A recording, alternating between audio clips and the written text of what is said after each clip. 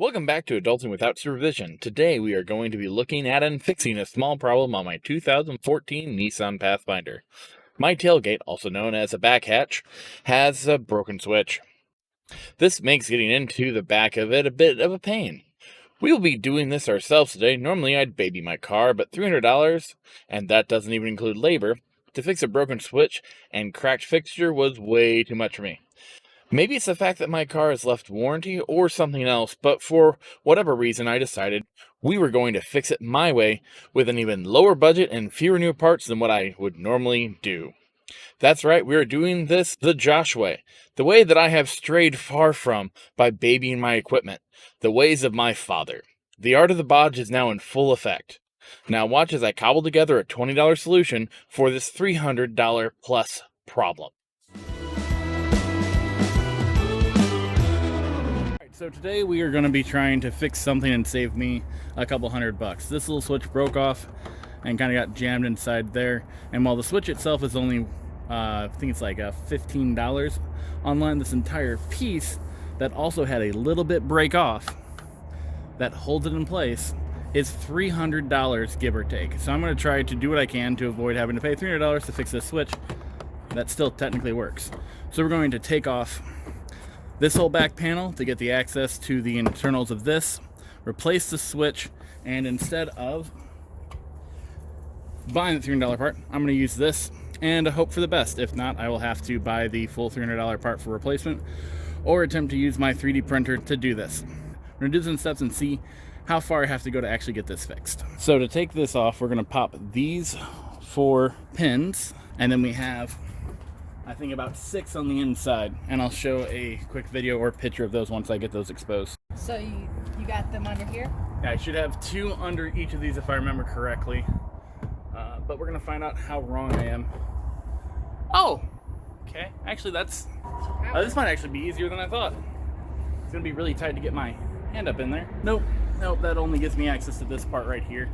I thought I could get all the way up there, but no. I don't need any of that, but it's good to know that I have access to that when I need to. Alright. Let's pop these. So maybe these are all you have? Normally, yeah, very possible. But yeah, these are the style that's really easy to get in and out, and I super love that. So we're going to put those over here in our tool tray so we don't lose them. And if you break any of these, you can get something similar as a replacement from most hardware stores or even car part stores have them. Understood correctly, I've got to get something back here and pry it off very gently. Yeah, there we go. Good. Whoops. You might want to just go ahead and take those out all the way. Yeah. Okay, good note is, yeah, I'll just pop them completely off. And it should go pop, pop, pop. And I thought this comes out with... There we go. And that should... Thought maybe you had to just lift it off. Ooh, I hope that was on purpose. Oh yeah, we're good. Okay, you want me to show? Let me show what that looks like. No, I was a little bit more rough with this than I wanted to, but I'm also kind of fed up with this vehicle a little bit. But that popped in, more or less, no problem. So you're going to do that, and there you go. So that should have just popped off. Yeah, the friction tape here, or whatever it's called, did a little bit too good of a job. But, you know, holding on a little bit extra isn't the worst thing in the world. Alright, now we have all this exposed. I can get my grubby little hands up in here. Okay, so good news, bad news. That was easier to take off than the one that I was shown how to do this on. I was hoping that only 1 year difference would have not made this much of a problem. But the part we're looking for is actually right here, but it's actually behind a piece of metal that's bolted in place behind all this stuff. So to be safe, I'm going to take a few minutes to check to see how to get here correctly. Oh, okay, hold on. That bolt, okay, here we go. Okay, that bolt, an identical one right over here. There we go. You take those off along with one that's in here and one that's in here, and that frees this whole thing from its mooring, and you can pull it out and do what you need to do to it. And there you go. There's also some plastic pegs on this side as well. And in 15 minutes I have to leave. Whether or not that is currently the symbol area they give you. That plastic clip and this plastic clip that I showed a second ago. That big of a deal. Well, yeah, while they have it in stock, but the one they Ow! Right? What was that? I succeeded and then poked myself. Like, alright! Ow! Yeah, it's how it goes sometimes. That's why my hands are medium fucked up. There we go. Alright. We've got everything drops stuff. We got everything disassembled so I can do this. And we have access to everything we need back here. And if we need to pop these lights out to change, you have to pop out all of that stuff I just did. Which is frustrating, but not the end of the world.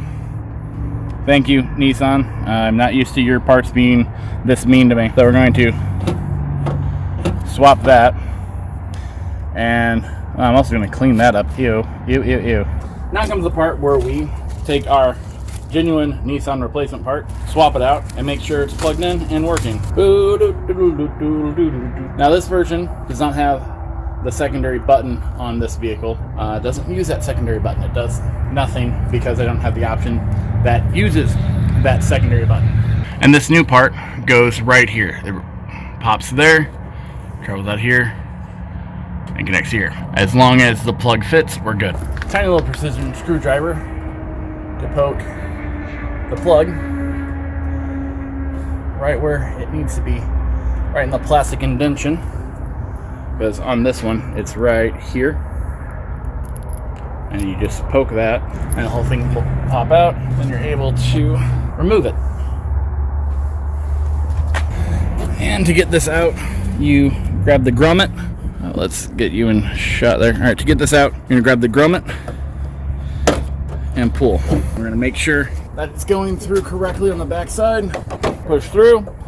And there you go. The piece has now been removed. Now we're going to do the exact opposite to get it put back in. It's our brand new one. Yay. All right, there we go. Grab, push that through. So we get to the grommet, push the grommet right into it. This is a grommet where the seal is only exposed when you put it in place and apply pressure. Now we're going to work this in there sideways. There we go. Put the plastic threads in. There we go. All right, and that will go flush when we get all of our screws back on. We're going to put a little bit of caulk right here.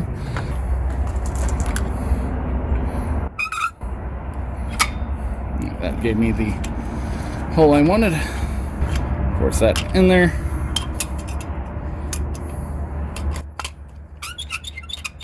All right, let's make sure that that clicks the way it's supposed to. Uh-oh. I haven't plugged it in yet. We might want to make sure that it actually that the clicker clicks before we do anything stupid, like caulk it up. All right, there we go. Let's see. Does the clicker click? The clicker clicks. Click, click. Doesn't work. I'll come back in with the utility knife and cut it all out. Trying to protect the innard as well as seal up where this thing decided that it was going to break. There we go.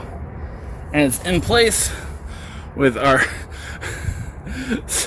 homemade silicone seal, and I'm going to go grab a rag and clean this up.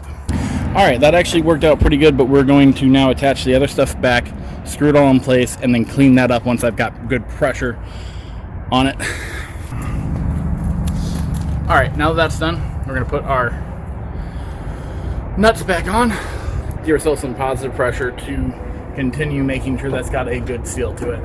And I'm going to avoid putting this piece back on because I think this light over here went bad.